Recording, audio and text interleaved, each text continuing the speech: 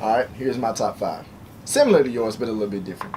Number 5, Russell Westbrook. We've seen like the triple doubles, the double doubles he's had all season. Like Okay. with him not being able to play with Kevin Durant due to injury, like he pretty much willed that team to even being able to compete Exactly. for that eighth seed position. But granted, I don't feel like a team, a player that doesn't allow his team to get into the playoffs should even be in contention for the MVP. But he had a phenomenal season. Oh yeah, he did. And you can't take that away. He did. He did. But I mean, I don't think that he's my MVP though. Okay. That's all I'm saying. But no disrespect to a season. And we never even mentioned Chris Paul. Oh yeah. And Chris Paul had an MVP caliber season, and he's not even on my ballot as a top 5 player. He's not on which is mine. insane. Okay. Then you said we're similar with the fourth person, LeBron James. Now we know LeBron James is the best basketball player in the world. Mm-hmm. The way that if you look back early on in the season around December, January, like this was a Cleveland team that sat barely at 500, like Mm-hmm. in terms of wins and losses. So, and then even LeBron James at one point in time had an injury to where he had to sit out some games, and Cleveland looked as if they struggled. But I feel like when Kyrie Irving, when he was out, like he stepped up and he led the team, and when James came back, he just pretty much propelled the team to continue to get better over the season. So I feel like he would be fourth. I don't think he's had the typical MVP season like he's had in previous years, but he has had a truly productive season. But the way that he's impacted that team, not so much in terms of points, but more so leadership. Because if you think about it, you got Kyrie Irving, who, he's still young per se. Never been in the playoffs. Kevin Love never been in the playoffs. Exactly. So the way that he's been able to get them to lead them in terms of like growing as a team, I feel like that's why you even put him in this. Who's number 3? Anthony Davis. By far, like the guys. This list sounds exactly like mine. Oh, bro, it's about to change. This list is. I think you just said my list, Wilson. It's about to change. Okay. Now number 2.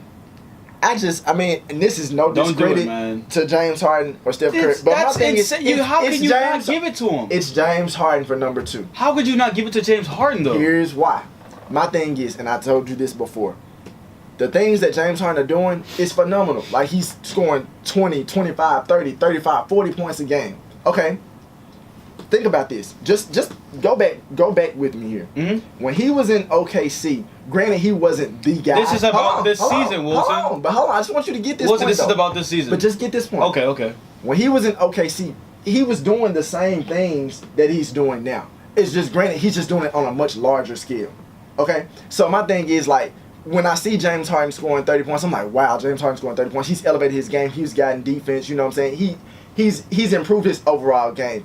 But if you look at the way Steph Curry, who I feel like should be number 1, if you look at Steph Curry, like Julius, like look at his days from Davidson. Like this was a guy that was like close to our height. Can you bring it to this year, please? I am bringing it to this year, but I'm telling you why I feel like he should be MVP. Look at the way that Steph Curry has evolved as a player. Okay. Like he once was just a pure shooter at Davidson. Exactly. Look at when he first came into the league and to where he is now. Like this guy is doing, for crying out loud, look at what he did to Chris Paul, our all-star.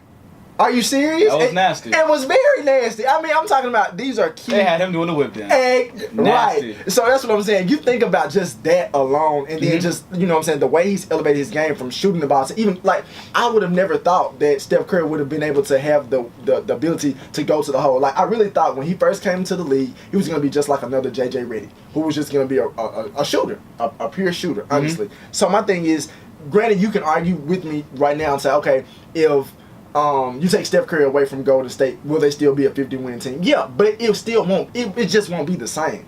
Like my thing is, but how do you win 50 games and still say that he's not that he's still the most valuable player, even though they'll win 10 less games? It's not even so much about the wins and the losses. It's just about the impact that he brings to that team. Wilson, what does valuable mean to you? Valuable. What does most valuable mean to you? Most valuable means this player not only is probably... No. I'm not saying player. I'm saying in life. What does most valuable mean to you? Most valuable to me means like you need this. Like it's like you need it. Like you can't go without it. Who needs their player more to reach the pinnacle of success that they had?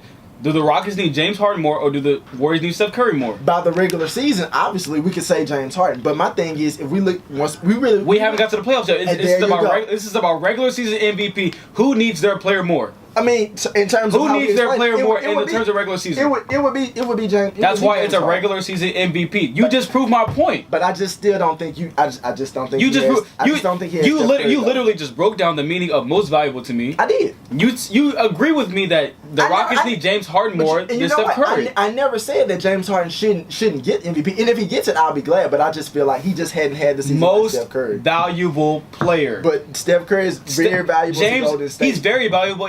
But he's not more valuable. That's my thing. He's not more valuable. He's not the most valuable. Let me ask you this question.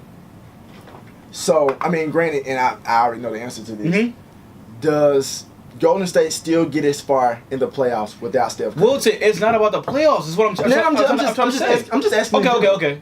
Do they get as far in the playoffs without Steph Curry? Without Steph Curry. With all the other players that they have on that team. They would beat New Orleans. They would still beat Houston. They would beat Portland. They would beat Dallas. The only team I feel like the only team that'll stand in their way is San Antonio, because of San Antonio's experience and their know-how and do it all. That's the only reason why. But in terms of who can they beat and just going down the list, they can beat every team except San Antonio just because of their defense. That's why I feel like Steph Curry has something to fall. Steph Curry has been cushioned by a good defense, where his offense game has been able to elevate. All right, listeners, we're gonna take a short break and we're gonna kick it to Main Willie Green at the Weekender. This is Wise Guy Sports.